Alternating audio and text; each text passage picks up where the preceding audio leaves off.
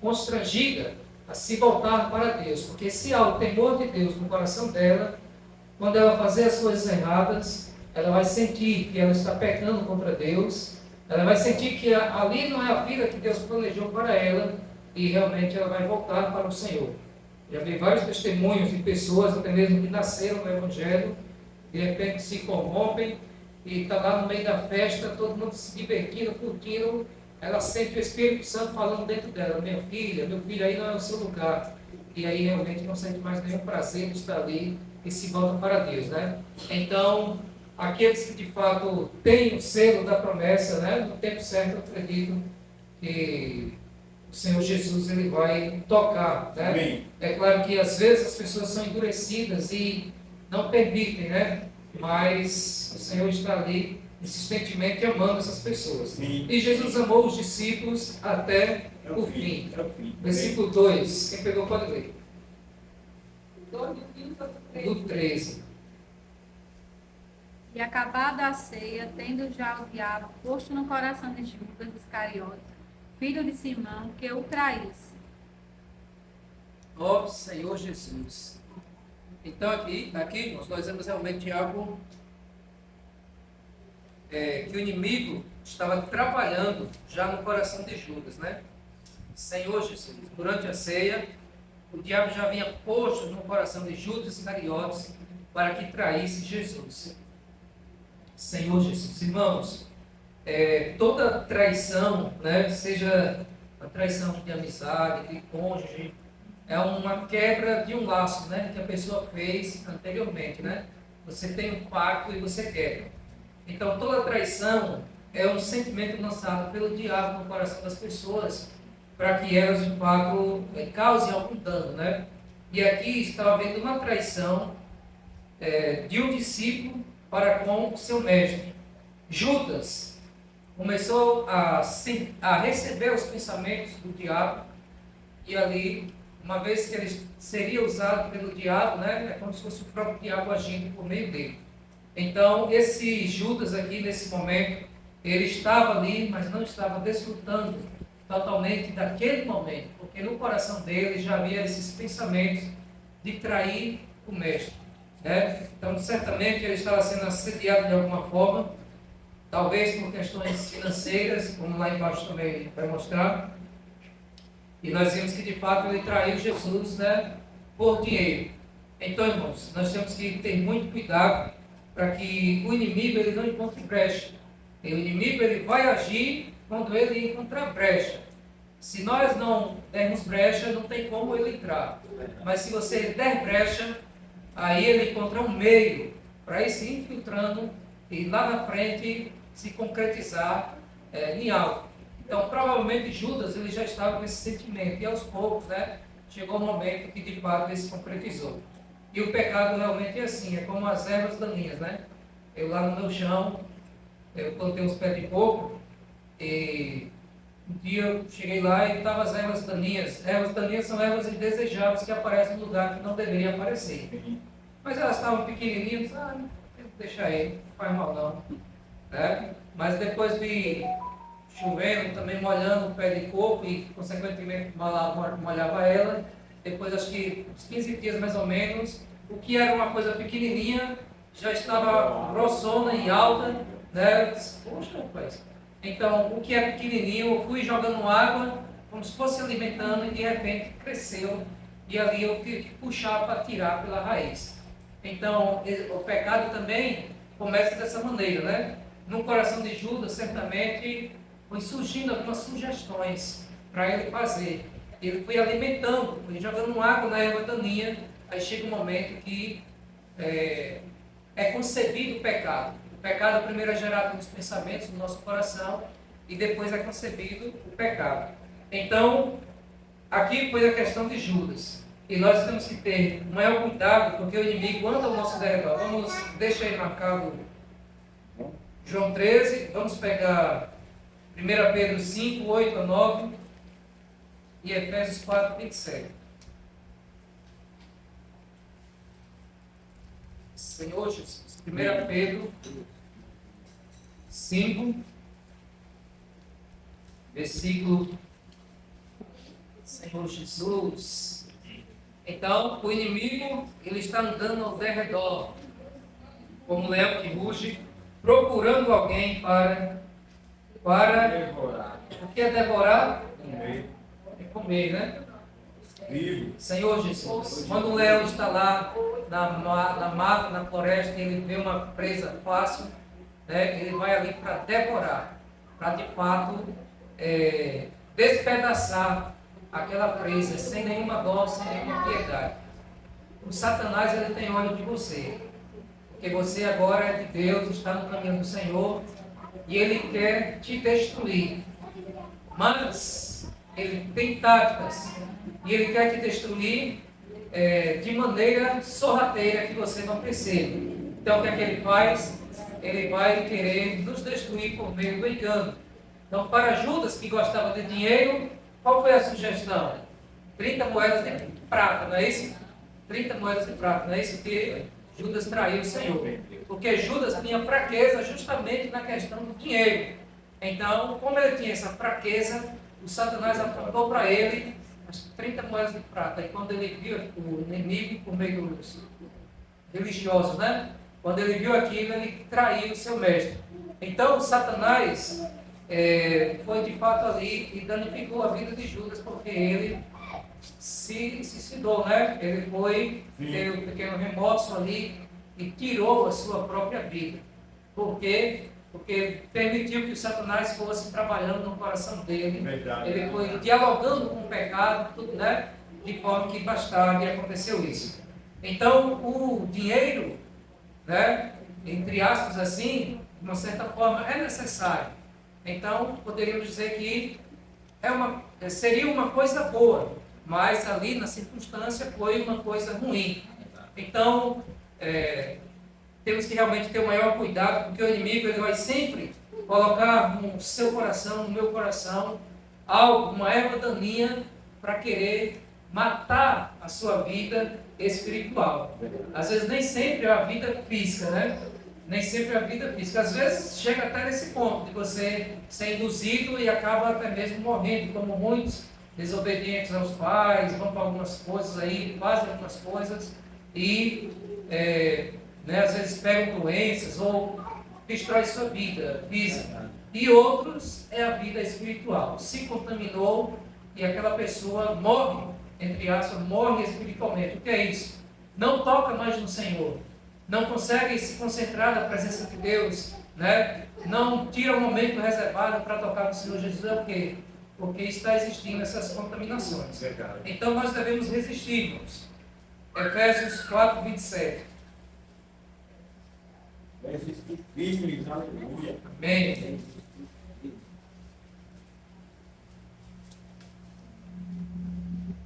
Senhor Jesus.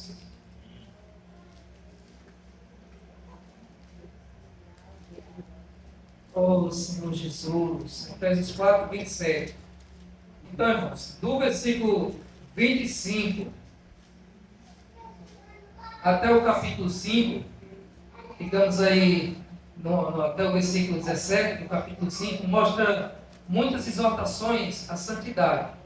Senhor Jesus. E nós vamos pegar o versículo 27 que diz o quê?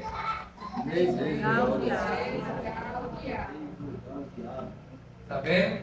Nem dei lugar ao diabo. Ah, mas eu sou crente, eu sou cristão. Paulo falou aqui para os cristãos, não deis lugar ao diabo, porque ele anda ao vosso redor procurando alguém, né? Como um leão que ruge para devorar. Então, mostra que há a chance de um cristão dar lugar ao diabo. E o diabo pode usar o falar da pessoa, né? O olhar da pessoa, a expressão da pessoa, e como Pedro, né? Aconteceu isso com Pedro. Jesus disse o quê? Para trás de mim, Satanás, né? Não cogitas das coisas de Deus, mas dos homens. Então, Pedro deu lugar, naquele momento, deu lugar ao diabo. Então, mesmo você sendo crente, cristão, não dê lugar ao diabo. Tudo isso que nós estamos vendo aqui, ó, mentira, no versículo 25, ira, desde que não peque, né? Palavra suja que sai da boca, amargura, indignação, gritaria, blasfêmia, maldade, tudo isso, irmãos, são brechas que podem dar lugar ao diabo. No capítulo 5, versículo 3, imoralidade sexual, avareza, linguagem grosseira, coisas indecentes, impureza, idolatria, ira de novo. Então são muitas coisas, né? Senhor Jesus. Então que o Senhor nos guarde para que o diabo não encontre lugar. Nós devemos dar lugar a Deus. É o Espírito Santo para agir. Né? Tiago diz, não pode sair da sua boca palavras de bênção e depois palavras de maldição. Uma hora você está, né, servindo ao Senhor, outra hora do nada você dá brecha para o inimigo usar a sua vida e às vezes trazer dano, né? Ó Senhor Jesus. Então, o primeiro ponto aqui, com respeito a Judas, é que nós devemos ter o maior cuidado com os pensamentos que o inimigo injeta no seu coração.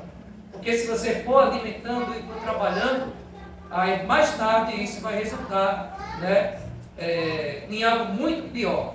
Então, se você sabe que o inimigo injetou algo no seu coração, se você tem a plena certeza que é errado pela palavra de Deus, eu não posso alimentar essa erva daninha. Eu tenho que, como diz aqui, resistir, né? Resistir ao diabo. Não, acho que é no capítulo 4, diz resistir na fé, né? De 1 Pedro, né?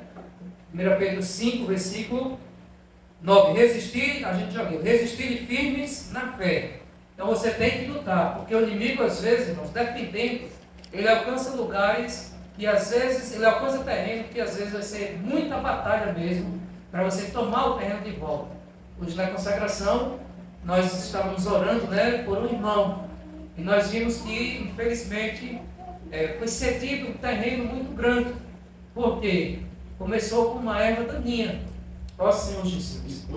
Eu sei um pouco da experiência desse irmão, começou com uma erva daninha. E, infelizmente, essa erva cresceu. E você sabe que a planta, às vezes, a planta principal não cresce tanto como a erva daninha que está do lado cresce. O pé de coco está desse tamanho, a erva daninha, um mês já passa do pé de coco. Ó Senhor Jesus. Então, e às vezes toma oxigênio, rouba os nutrientes que estão ali na terra, né? Então, irmãos, temos que realmente resistir firmes na fé. Se resistir firme na fé, Satanás, você está amarrado, está repreendido em nome de Jesus. Amém. Você precisa ter os seus pensamentos cativos, porque você não pode deixar ser usado pelo inimigo, né? Para realmente trazer dano e prejuízo à sua própria vida espiritual. Então, o que é necessário é nós realmente batalharmos. Às vezes é necessário termos força de vontade mesmo, porque a mente, a emoção e a vontade às vezes já foi capturada. Então, pela sua própria força, dependendo do Senhor Jesus, você precisa reagir. É como nós desfrutamos aqui um dia, né?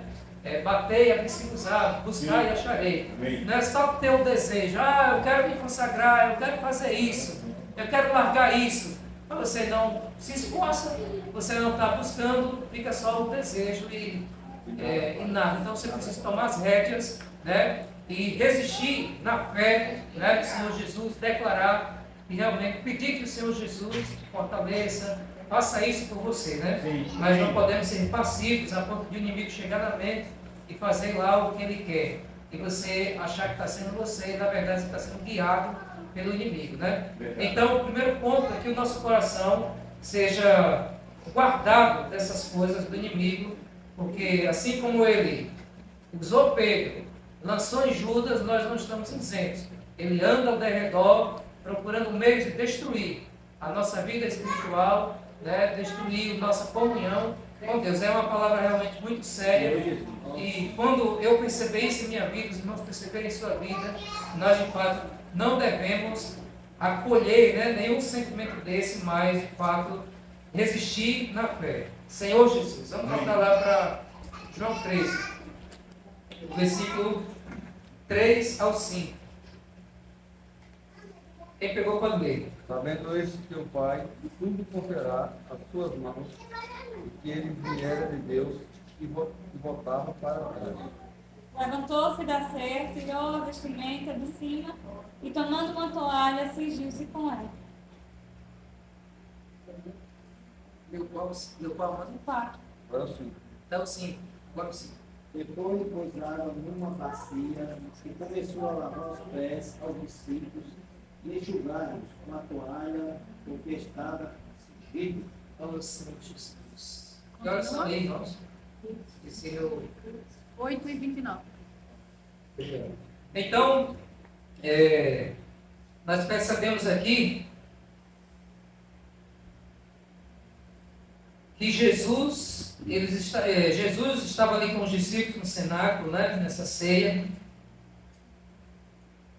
E de repente Jesus se levantou, pegou uma toalha, amarrou ali na cintura, se cingiu e começou a lavar os pés dos discípulos e enxugá-los com a toalha.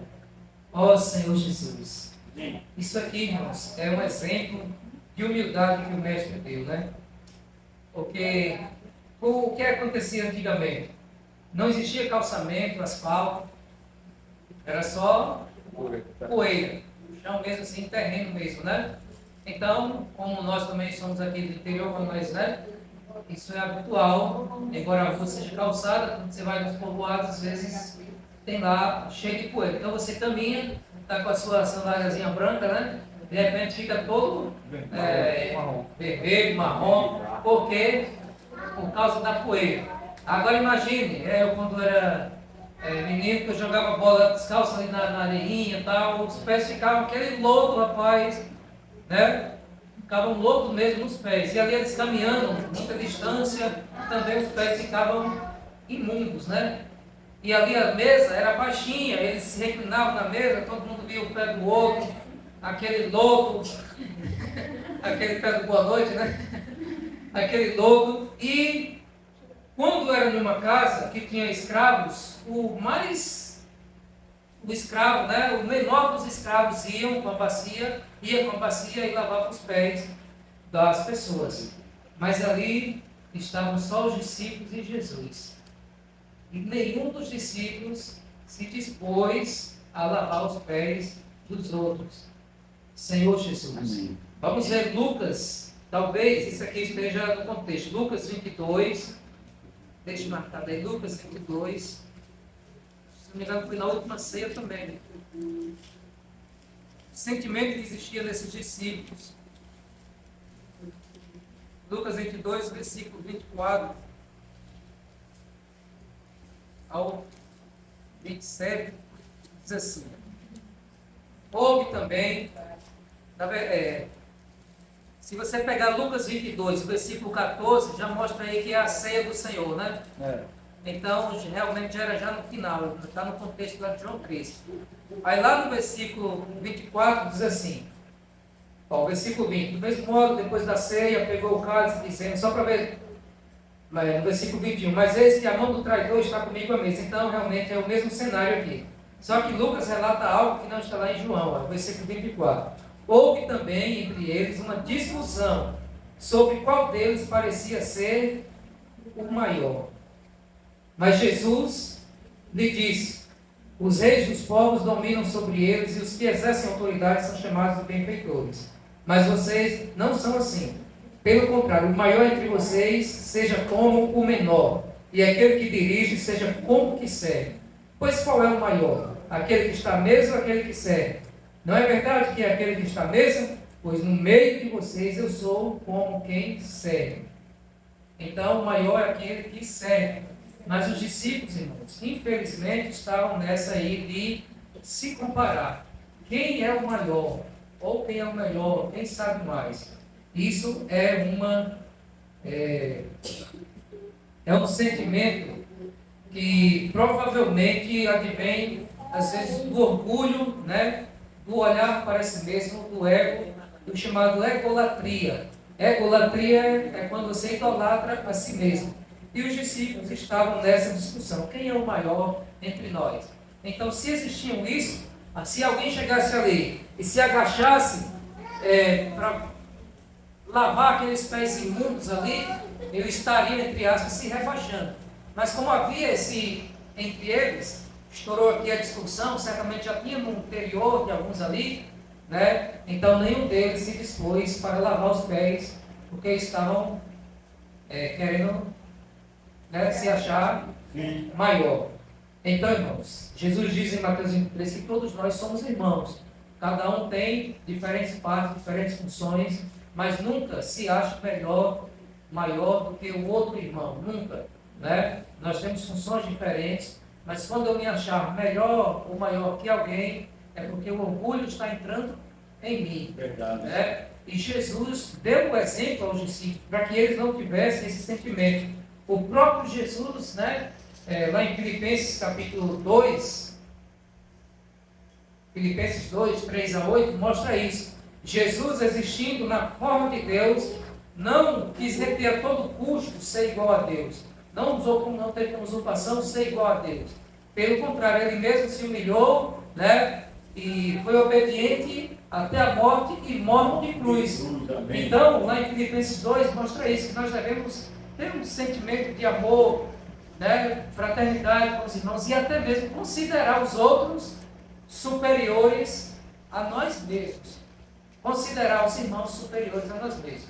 Então, irmãos, nunca podemos ter essa comparação. Eu sei que às vezes acontece, né?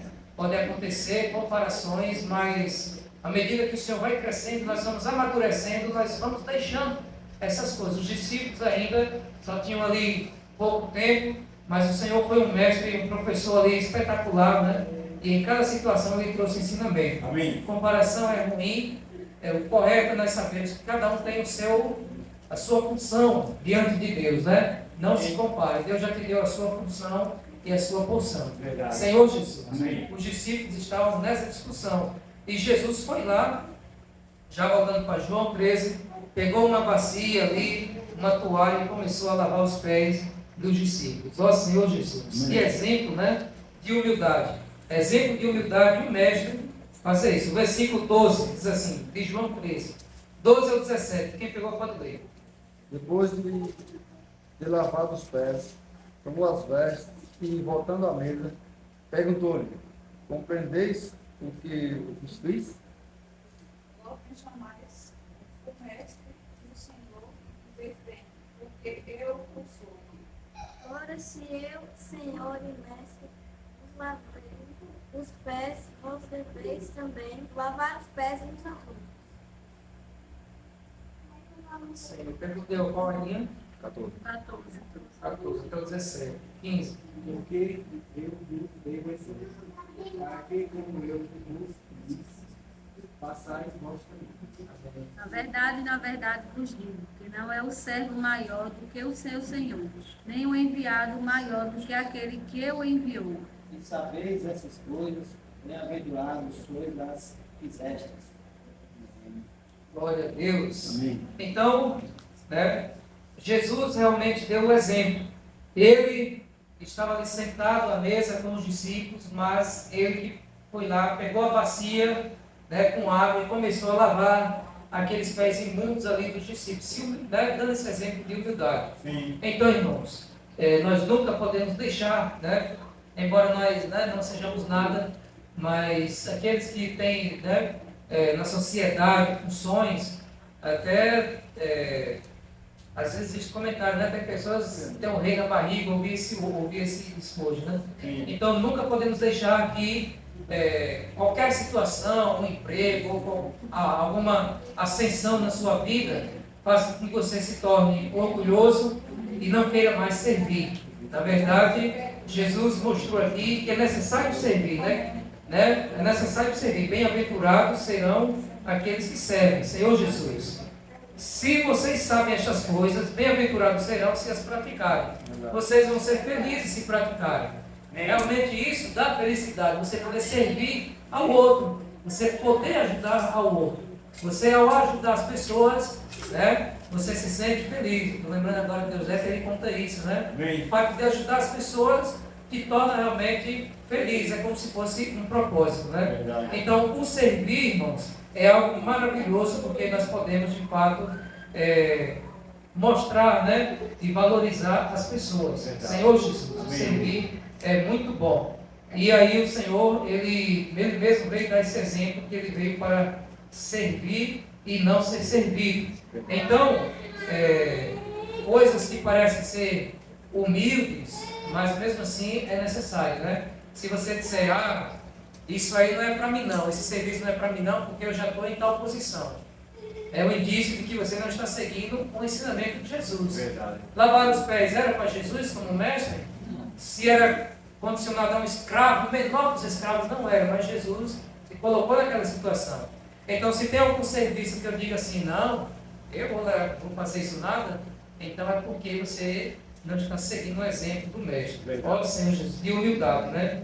Que o Senhor Jesus nos ajude para que nós possamos seguir o exemplo dele. Vamos ver agora o versículo 6 ao 11. João 13, 6 ao 11. Diminuiu um pedaço da minha hora. Versículo 6 ao 11. Quem pegou pode ler. Aproximou-se, pois, de Simão Pedro e ele disse: Senhor, tu lavaste os pés a mim? Respondeu-lhe Jesus: o que eu faço não sabes agora, compreendê-lo-ás depois. Disse-lhe Pedro: Senhor, jamais me lavarás os pés. Ao que Jesus lhe advertiu: se eu não lavar os teus pés, tu não terás parte comigo. Até o 11. Então Pedro disse: Senhor, não somente os pés, mas também as mãos e a cabeça. 10 a Fernando. É o 10 agora? É. Jesus respondeu: quem já se banhou não precisa lavar nada, a não ser os pés, pois quanto a mais está todo limpo. E vocês já estão limpos, mas não todos, pois ele sabia quem era o traidor. Foi por isso que disse: nem todos estão limpos. Senhor Jesus, aqui nós vemos Pedro, né? Com o seu jeito, né? Jesus começou a lavar os pés, um de cada vez. Eu imagino ali Pedro já não pensando: o que é isso? O mestre, né? Lavando os pés. Acho que ele estava assim, fazendo um sinal de rejeição. Não pode não. O mestre lavando os pés. Quando chegou nele, ele expressou os seus pensamentos: vai lavar os meus pés, Senhor? Jesus respondeu: o que eu faço agora, não. O que eu faço você não compreende agora, mas vai entender depois. Então Pedro disse: o Senhor nunca lavará os meus pés. Para Pedro, isso aqui ele estava tendo uma atitude que ele estava achando bom, né? Não, o mestre, se abaixar para lavar os meus pés, eu não sou digno, eu não sou merecedor. O Senhor nunca vai lavar os meus pés. O lado bom da alma, de querer agradar, mas estava atrapalharia os planos de Deus. E aí o Senhor Jesus disse: Se eu não lavar, você não tem parte. se eu não lavar, você não terá parte comigo. Então agora Pedro já mudou totalmente, né? Um giro de 180 graus. Estava aqui, ó, veio para cá, né? Então, não lave só os pés, não, Senhor. Lave tudo, não somente os pés, a mão, a cabeça. Pode lavar. Então era um amor, mas um amor ainda natural pelo Senhor, né? O que Pedro estava fazendo, irmãos, não era por ódio para prejudicar o Senhor, porque ele amava muito o Senhor, mas amava de forma natural. E o amor natural, a intenção boa, às vezes, ainda não produz o propósito de Deus, né?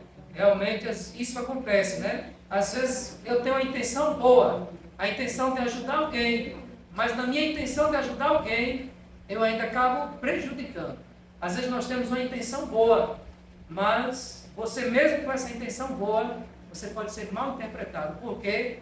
Porque a intenção boa veio de você mesmo. Ó Senhor Jesus. Então até nisso nós precisamos pedir a direção do Senhor. Porque a obra de Deus é conduzida pelo Espírito Santo de Deus, pelo guiar de Deus. Então quando eu coloco o meu dedo, a minha mão, para tentar ajudar, não sai como deveria sair. Porque eu estou usando meu amor natural, minha capacidade natural para tentar ajudar. Pedro tentou ajudar o Senhor. Não, Senhor, o Senhor não pode estar nessa posição. Mas não era exatamente. Então, irmãos, nós devemos de fato, ao servir e ao fazer as coisas na igreja, depender totalmente do Espírito Santo. Porque até mesmo uma boa intenção sua, ainda às vezes não vai ser a intenção de Deus e pode causar danos e prejuízos, né? Senhor Jesus, é realmente um assunto muito sério. Sim. Porque ninguém fala aí do lado bom. das coisas boas. Todo mundo só pensa no lado negativo, né? Mas até mesmo coisas que parte de nós que é para ajudar, ainda assim, se não vier totalmente de Deus, pode acabar tendo o contrário, né? O efeito contrário, é o Senhor Jesus. Amém. E outra coisa que eu gostaria de ressaltar aqui é que Jesus disse assim: o que eu faço, você não compreende agora, mas vai entender depois. Então, muitas coisas Deus faz, nós não entendemos agora, mas vamos compreender depois. O que deveria acontecer com Pedro? Só deixar, então, Senhor, lave meus pés. O Senhor disse que o que o Senhor está fazendo agora eu não vou compreender agora, mas vou compreender depois, lave meus pés. Mas ele disse: o Senhor nunca lavará os meus pés. A gente bate o pé, né? E fica no nosso conceito. Mas deveria dizer só amém. Já que eu vou compreender depois, pode, né, dona Helena? Está dando risada. Pode deixar lavar os meus pés, porque é o Senhor quem está fazendo isso. Sim, Senhor Jesus. Amém. E o ponto da palavra, você já está limpo pela palavra. Amém. Nós vemos que o Senhor lavou os pés com o quê? Com água, não foi naquele momento? Sim. O Senhor lavou os pés ali, pegou a bacia com água e lavou. E essa água, irmãos, essa água, né, ela representa também a palavra de Deus.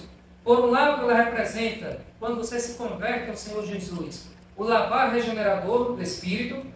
Pega aí Tito 3,5. Tito 3,5. Quem pegou pode ler rapidinho. Depois João 15. Faz um tempo. Quem pegou pode ler.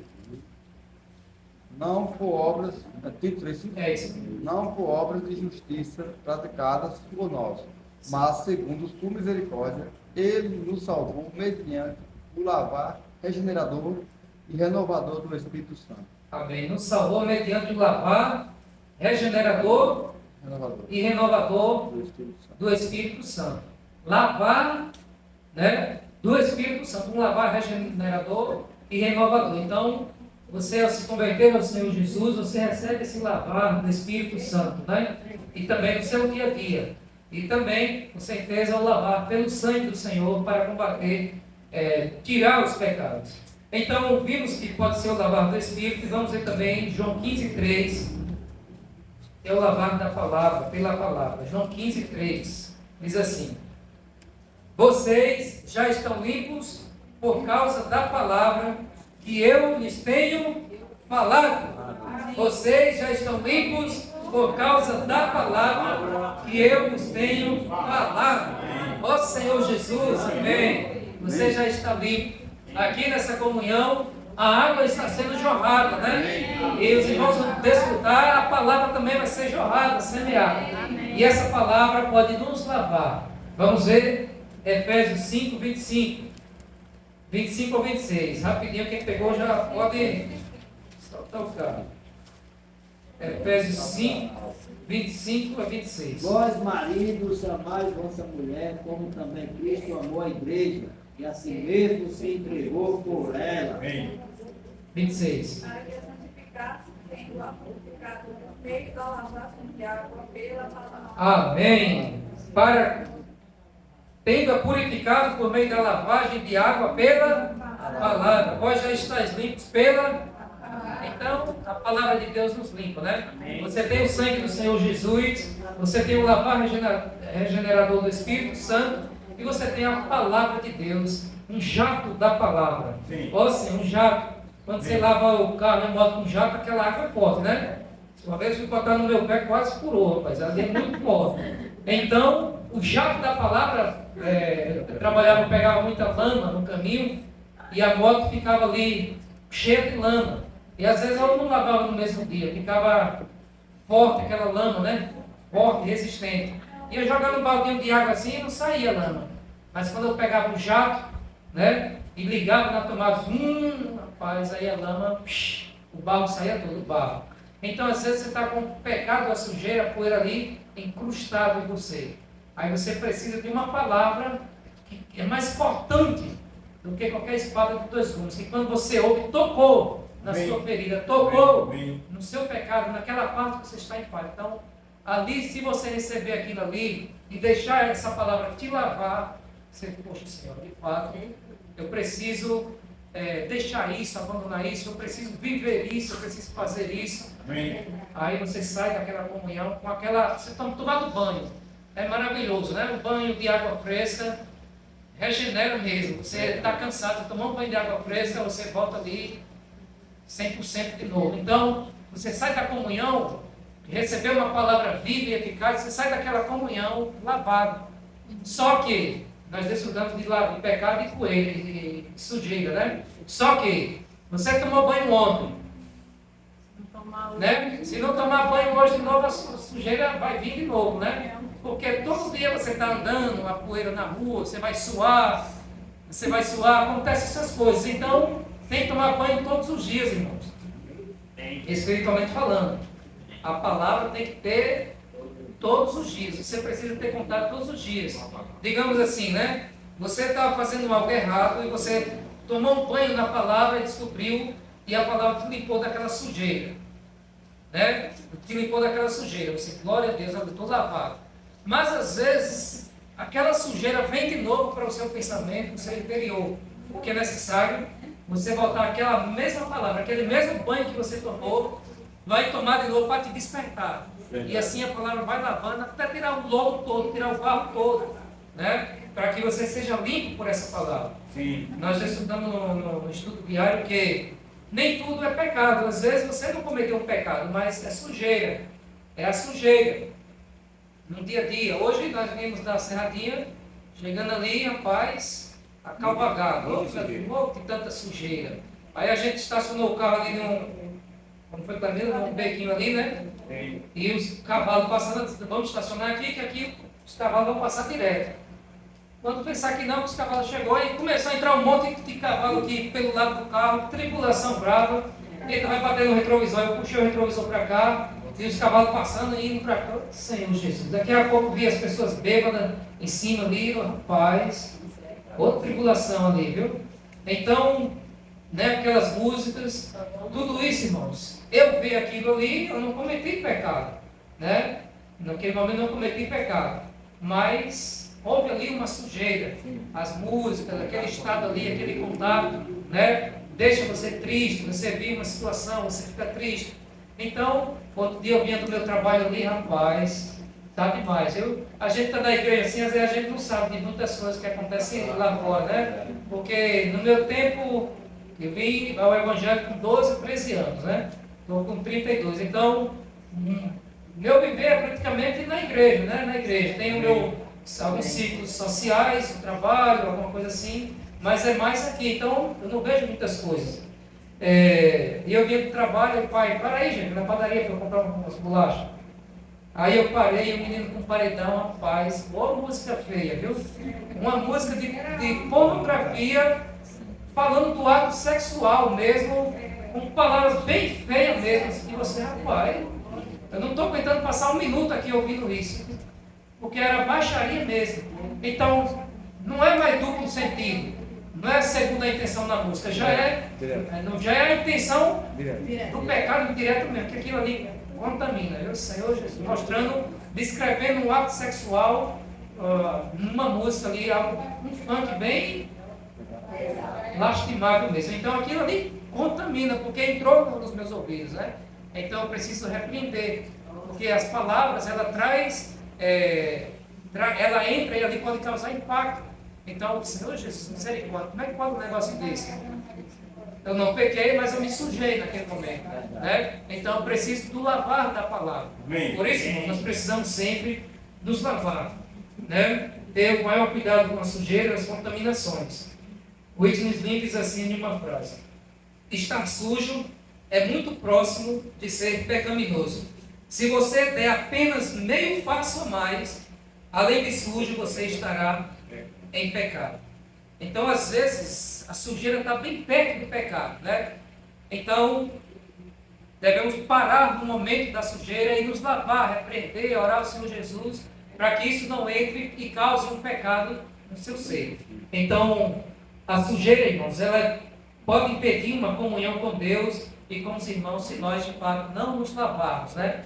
Então, aquilo que ainda não é pecado, mas se você continua sujo, se cotidiano pode passar sem pecado. Mas se você se lava pela palavra, pelas comunhões que a gente citou hoje na consagração, as comunhões é muita palavra. Você é lavado individualmente, mas você também é lavado pelo compartilhar e o desfruto dos irmãos, né? Verdade. E aí, por isso que não pode deixar de reunir, porque a reunião tem muita palavra, muita água sendo jorrada para nos lavar, né? Jesus é o Senhor. Amém. Amém. Debaixo da posição. Debaixo da torneira. Amém.